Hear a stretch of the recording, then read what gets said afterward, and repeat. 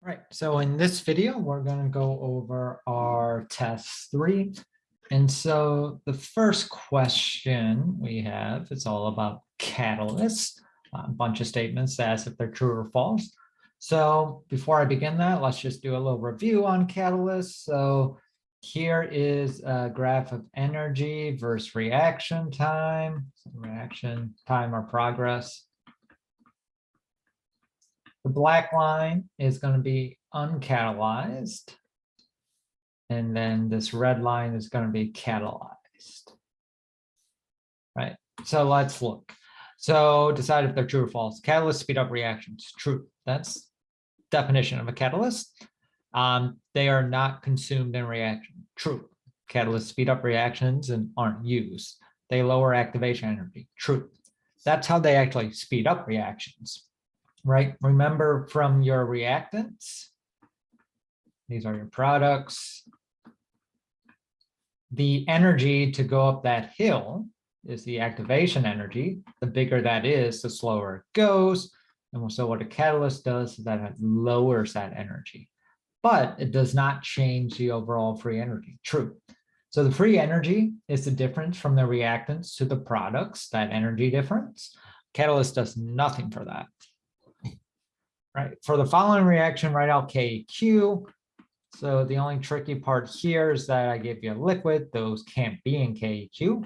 So it's products, H2O2 over reactants. So H2 to the power of 4, O2 to the power of 2. Remember, these coefficients go as powers. Right. If KQ equals 2 times 10 to the minus 5, what will you have? More products at equilibrium or more reactants at equilibrium? You're going to have more reactants because if KQ, 2 times 10 to the minus 5, if that's less than 1, that means you're going to have more reactants. Again, if you're not sure about things like this, like you can't, if you read that sentence and it's not something you've memorized, just set up a simple KQ, right? KQ equals the concentration of products over reactants, right? And by setting up this ratio, the only way this could be less than 1 is if the denominator is bigger. Moving on, there we go. So each image is showing the reaction A to B. A are red spheres, B are blue. Image A is at equilibrium, which one is as well. So in my A picture, I have 3 reds, 1, 2, 3, 4, 5, 6, 6 blues. So at equilibrium, that means we're always going to have a ratio of 1 red to 2 blues. And B has 1, 2, 3, 4, 5 reds, 1, 2, 3, 4, 5, 6, 7, 8, 9, 10. They have 5 reds to 10 blues, which is a ratio of 1 to 2. So that's the correct answer. C and D don't. Nobody picks C from what I remember. Quite a few pick D. D is the reverse, 2 to 1 ratio, 2 reds for 1 blue. That's different, right? So blues are products, A's are reactants. KQ, you always have the same ratio, or equilibrium, we always have the same ratio. So that's why it's B. So moving on to our page 2. So basically, this question is delta N. Do you remember what delta N is? So it's basically gas of the products minus reactants. So we have 3 gases here minus 2 gases here, which is 1. B, 1 gas minus no gas is 1. For 6, again, going back to if you know what K, Q, and Q means. So if Q is 2.0 times 10 to the 5 and K is 1.0 times 10 to the 4, what's going to happen? You're going to make more product. Again, you have to realize what Q and K mean. It's concentration products over reactants. Right. And so if Q is a small number, smaller than K, and the way to make a number bigger if it's a fraction, you make the numerator bigger or you shrink the denominator, which in this, for a chemical reaction, you're going to be doing the same thing, right? to make products, you have to use reactants. So you're going to make products for this. All right, 7 was kind of well, it was a messed up question. This, I should have just gave you all equilibrium concentrations. So the way I grade this is basically, did you write the expression for KEQ correctly, which is D squared over A times B, right? The way I had it, what I should have done is that, whoops, that's totally wrong. So B is a solid, not C. So D squared multiplied by C over A. And then you should have put in these values. So D is 0.08 squared multiplied by 0.05 divided by 0.250. Right. So that's what should happen since I had initials at equilibrium. Again, I was just looking, do you have the D squared? Do you have D? See at top A on the denominator and no B. Remember, B is a solid. Solids can't be in your equilibrium expression. All right. Here we have our ice table. If A is 0.25 and Kc is 4.3 times 10 minus 7, what are we going to be at equilibrium? So A goes to C plus 2D ICE. So the thing I saw most for this problem is that people don't know how to handle squares, and that's just something, you know, if you had a problem with that, you will need to work on your algebra.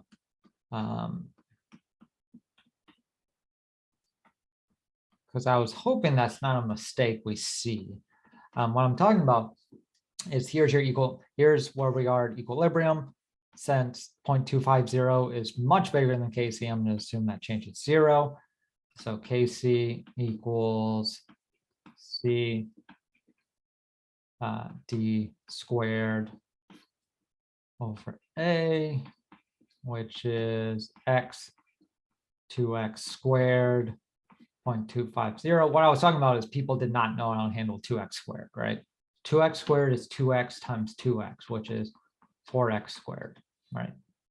So this is equal to 4X cubed over 0.250. That's equal to our K. Multiply each side by 0.250. All right, so Kc multiplied by 250 divided by 4. Then you take the cube root of that, that is X.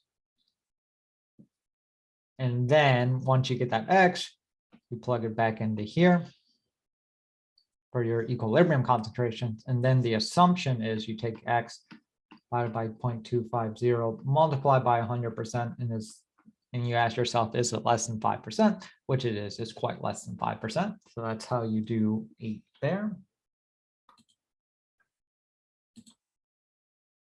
All right, so a bunch of questions here, seeing if you get Le Chatelier's principle. So endothermic means heat is a reactant, E plus C. So if I heat it up, you're going to make products because I'm adding something to the reactant side. Carbon's added, no change. Carbon's a solid. Again, make your K expression. Carbon doesn't go in there, so it can't change a reaction. CH4 is removed, then we're going to make products. And then H2O is condensed to form a liquid, means you're going to make reactants. And the reason for that is, right, make our K expression again, CH4, O2, H2O, gas. I'll put the actual state symbol there. So if you take gas away, right, and make it into a liquid, it really doesn't matter what it changes into, but so it's going away. So you're going to make more of that to get our equilibrium constant back. That's 9. All right, this is a page that gave you all trouble. Then which one's not a conjugate acid-base pair? A, remember, a conjugate pair is just different than one hydrogen. Which products do you make when HCl, hydrochloric acid, ionizes? So HCl goes to H plus Cl minus. But if it's in water, we have that water, so H2O, H3O plus Cl minus. Hey, which of the following statements is true? Conjugate base of a weak acid is stronger than conjugate base of a strong acid, right? Remember, HCl is a strong acid, Cl minus not a base. So acid and bases, the conjugate pairs, their strengths are opposite. Kw, this one, okay, everybody fits. Remember, Kw equals concentration of H3O plus multiplied by OH minus. If you're at equilibrium, that is, or rather, if you're neutral, that means the amount of H3O plus equals OH minus. So Kw times 10 to the minus 14th, and let's just call each of these X, right? I don't know what their concentration is, but it's going to be the same, so I give it the same variable, so it's X squared. So to solve for X, you take the square root of 1.47 times 10 to the minus 14th. So let me do that really quick. 1.47 times 10 to the minus 14th. And the square root of that.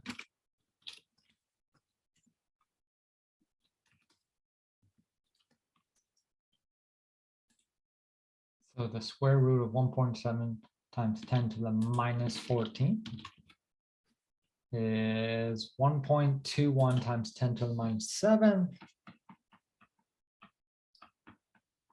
Whenever you're solving math in this class or any class, really, you have to always remember, what does X mean? X is your concentration of H3O plus and OH minus. So to get the pH of that, pH equals minus log this concentration. So if I do minus log that,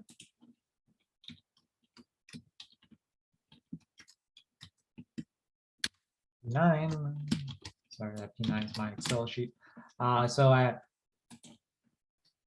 this, under these circumstances, your neutral solution would have a pH of 6.1, not 7, right? 7 is because Kw is 1.00 times 10 to the minus 14th at 25, but I'm saying we're at a different temperature, so Kw changes, right? So keep that in mind, what Kw is. Keep the general thing in mind of when I solve for X, what does it mean? All right, 14. This one also gave people fits. The highest pH, right? And a lot of you, even though, kind of got confused. What does high mean, right? So 1 to 14, which number is the highest? Well, 14 is the highest, right? So I think a lot of you got confused in that you were thinking, which one's the strongest acid? But that's not what that asks. That asks the highest pH, which is numerical value, right? And so here's a bunch of Ka values. Remember, for any acid, you break down to H plus and your anion, your conjugate base, right? And this K value from, some of the questions previously in the test that I've already talked about, the K value tells you how much you break down. The smaller the number, the less you break down. So really this question is saying, which of these acids produces the less hydrogen? That's B, right? B has the lowest value of Ka. So it is the weakest acid, which means it will have the highest pH in solution. What is autoionization of water? Autoionization of water is water interacting with itself to form H3O plus and OH minus. So water is an acid and a base, and two molecules of water can react as an acid and a base to form H3O plus and OH minus. And this is also why pure water is neutral, right? Every time it reacts with itself, it makes an acid and a base. Right. And our last question, percent ionization, again, an ice table. So HF goes to H plus and F minus. So 0.337, nothing, minus X, 0.337 minus X, X. Ka is 3.5 times 10 to the minus 4. This is products over reactants, so I'm just going to skip that and do X squared. 0.337. I'm going to say that minus x is negligible. So multiply each side by, times 10 minus 4, multiplied by 0.337. It's equal to x squared. And let me do that. And the percent is 3 something. Let me just work out the entire math in case you're still a little confused.